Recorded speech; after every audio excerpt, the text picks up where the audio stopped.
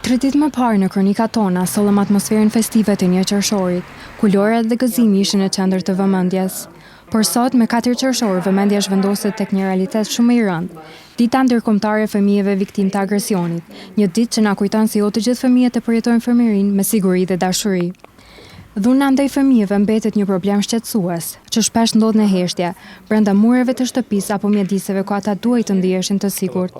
Psikologja Fabiola Morina foli për ndikimin që dhuna ka në zhvillimin e fëmijëve. Është shumë e rëndësishme të flitet për dhunën në familje dhe ndikimin që ka tek zhvillimi i fëmijëve. Dhuna në familje ndikon në forma dhe mënyra të ndryshme tek fëmijët, edhe nëse nuk janë viktima të drejtë për drejta.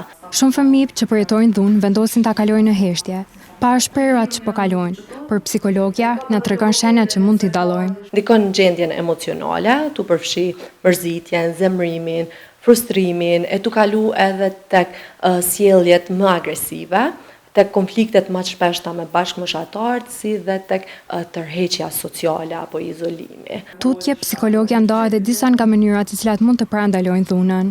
Edukimi i prindërve lidhur me prindërimin, me metodat e prindërimit, edhe të disiplinës. Gjithashtu shumë e rëndësishme është krijimi i një ambienti familjar sa më të ngrohtë dhe më të sigurt për fëmijët, edhe ajo që është kryesorja është që fëmijët të mësohen dhe të edukohen për sjelljet të papranueshme ndaj tyre. Në fund, psikologja theksoi faktin se çdo fëmijë meriton të rritet i mbrojtur dhe i rrethuar me dashuri.